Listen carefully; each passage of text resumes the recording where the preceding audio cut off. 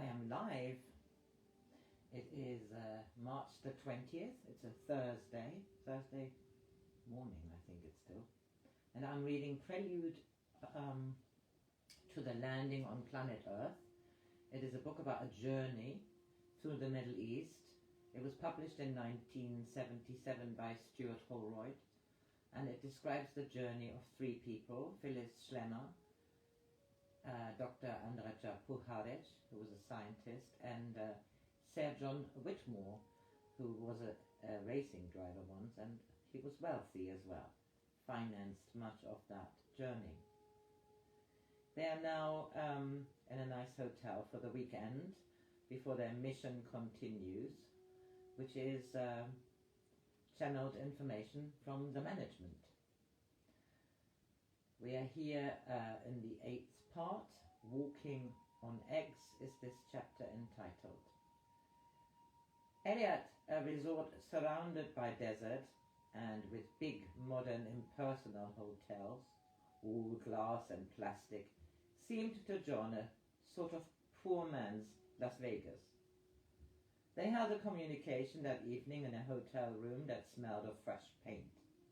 It was a fairly brief session, a general situation report from Tom and advice for each of them on various small points. They retired early and by agreement were at breakfast by 7 o'clock the following morning, and shortly afterwards ready for the long run down the Gulf to Sharm el-Sheikh. It was a beautiful drive, with an azure sea on one side of them for a good part of the way, and the stark desert on the other. There was hardly any other traffic in either direction, and the only other signs of life were the occasional Bedouin driving or riding camels. They were in Sham, or Ophira as the Israelis have renamed it, by noon, and they found a town that was little more than a garrison and a construction site. The only hotel was full, and they were recommended to try to get a room at the diving centre just outside the town. They had passed the place on the way in. It was a low building on the seafront with 6 dormitory rooms, and in order to get privacy, they had to pay extra for a whole room to themselves. The heat was intense, and they were dusty from the journey through the desert. So as soon as they had settled in, Andrija and John went for a swim. They had been told that the coral here was some of the best in the world, so they hired masks and snorkels and spent half an hour observing and marveling at the underwater world of breathtaking colour and variety that contrasted so sharply with the unrelieved sandy monotony of the surrounding desert. Tom's point about Earth being the planet of greatest beauty and variety was certainly illustrated here. But they were not here to marvel. They had work to do at 3 o'clock, and the map indicated that the best place for their meditation, the place nearest both to Egypt and to Saudi Arabia, was the peninsula of Ras Muhammad, some 50 kilometers away. There was a road only part of the way to Ras Muhammad. The rest was a track across the desert, marked by little piles of stones every 50 yards or so. But they found their way there in good time and managed to get to the very farthest spot of the peninsula to do their meditation. It was a beautiful spot, utterly silent and deserted, where the sea washed the shore gently and a heat haze shimmered over the land.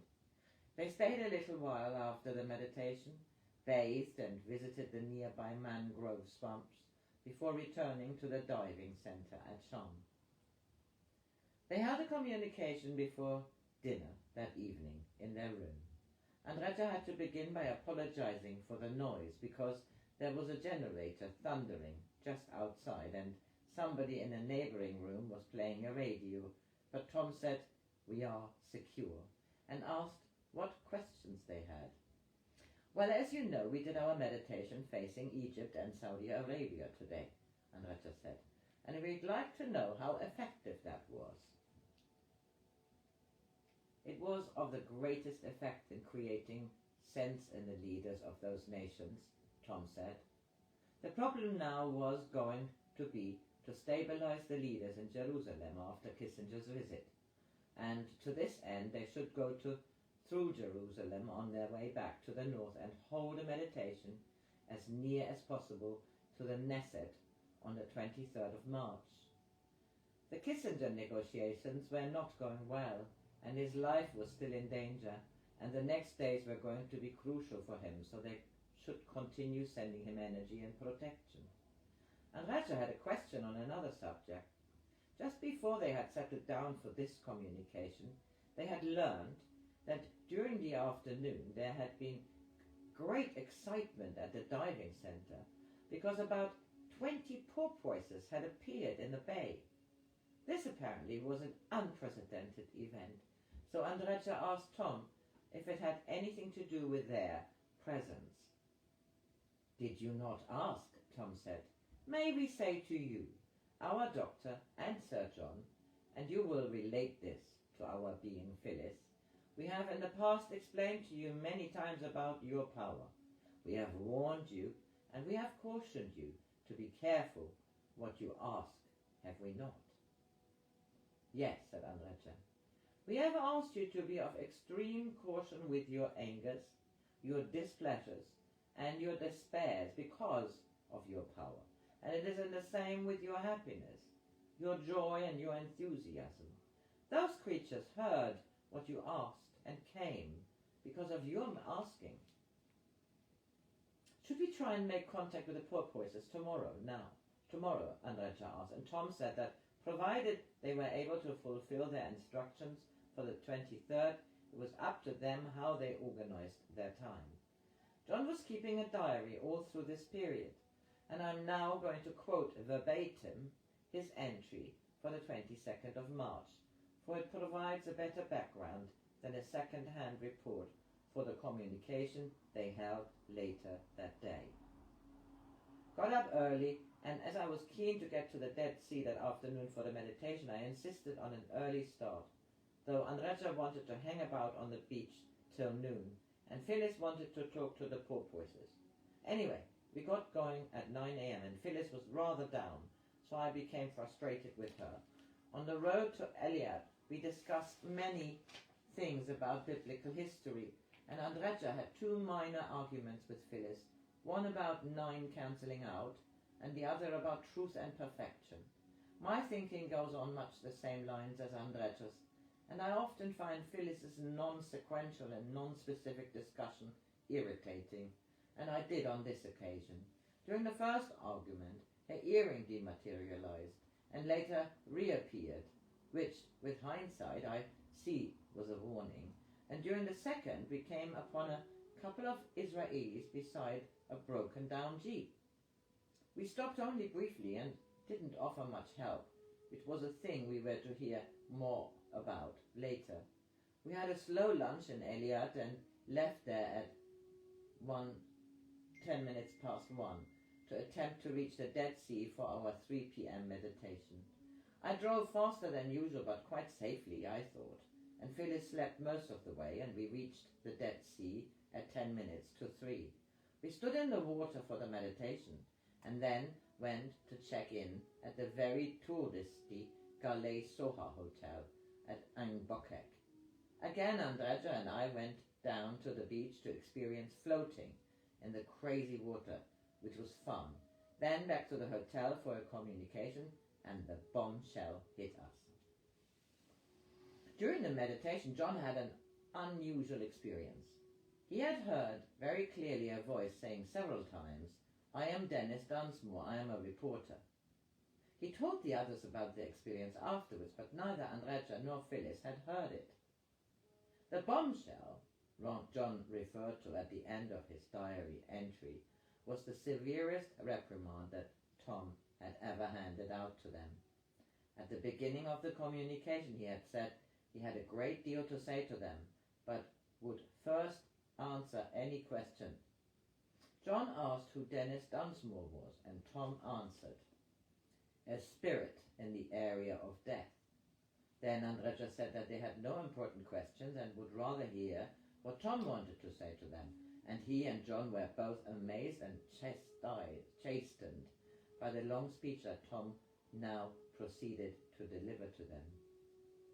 We have given you bouquets when you have deserved them, but we are now going to give you thorns. Today you took upon your physical selves a situation of great danger. You gave to those that opposed the opportunity to eliminate all three of you completely. We are angry, and we will not tolerate this in future. We speak to each of you. Those that oppose what you do wait for opportunities to eliminate you. Today it has taken the energies of Althea and Hoover and of Joseph of Aragon to protect the three of you. Those energies were needed to protect areas for which you have prayed. There is a word in your language that we must use for the first time in speaking to you, and that word is stupid. If we understand that word, it means non-thinking and ignorant. Sir John, we will speak to you first, and then we will speak to your doctor and our being. In the future, none of the three of you has the right or the permission to create dangers for the other two. When you take upon yourself the situation of the universe, you take upon yourself also the responsibilities of the universe. You have tested us today in a vehicle that is not of the greatest stability and that could have eliminated all three of you. We gave you the signs, but you did not pay attention. And we speak to the three of you. Each of you is as responsible as the others. We have been with you this day because of the necessity to be with you, and you have spoken of many things, and we have listened. You have spoken of truth, and you have spoken of perfection. And if you really have the desire to be perfect, we will teach you how perfection is attained on your physical planet Earth. There is but one law to attain perfection. There are no complexities. It is a very simple law, and it is to treat each and every soul and every animal and every plant as you would desire them to treat you. That is the golden law, the law of the universe. There was upon your journey today a time of necessity for you to stop. We had made arrangements for that. Because of your testing of us, we tested you, and we were angry. You do not treat your fellow man as you would desire to be treated, not any of you. You cannot reach the people on your planet if you do not have a consideration for them. It is time you learned that if there is an inconvenience, you should accept that inconvenience in order to give you strength and understanding. When you begin to feel that you are of the righteous nature, then you are no longer righteous. When you begin to feel you are more important than others, then you are no longer important.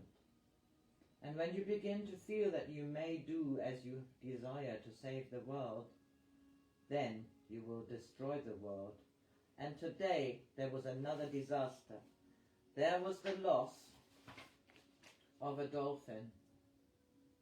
We admonished the two of you because you did not explain to our being as we asked you to about the strength of the three of you. You will now tell our being this. In the future, arrangements will not be made unless there is certainty that they will be kept. We will tolerate no more losses, and we will not permit any of the three of you to manipulate the other two. You spoke with spirits today, Sir John, because that is where you nearly went. And one of the dolphins made its transition today in its difficulty in waiting for the being. This caused great disturbance with Althea, for you should remember where the dolphin comes from. It is true that our being asked the dolphin to come, and you must tell her that in future, if she will not be there, she should send as strongly for them not to come.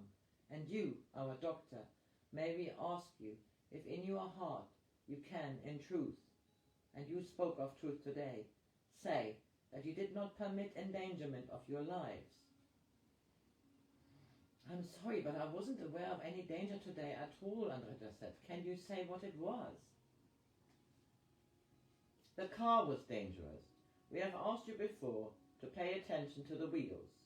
Sir John, remember that when irritation grows out of proportion, then you have been reached by those that oppose. Today they were able to reach you. You do not know how close you came. John said he wasn't aware of failing to pay attention to any warnings, and Tom reminded him that we removed an earring from the being and not one of you asked why. Andrija asked whether in future warnings couldn't be clearer and quite unambiguous, for instance like the car horn suddenly sounding. Tom had to consult about that one, and after a pause he reported, "The council has said that you are asking us to do for you things that you should have the sense to do yourself, and that if we make that arrangement for you, it will be the same as making a law, and it is not good to depend upon a law," which was consistent with their frequently expressed attitude towards human free will, but a little ironical, coming at the end of a harangue in which Tom had laid down the law as never before. John and Andrija discussed the gist of this communication with Phyllis when she came out of trance, and that night a rather subdued and thoughtful trio of world savers went to their beds in the Galei Soha Hotel at Ein Bokek. I finish this here and continue soon.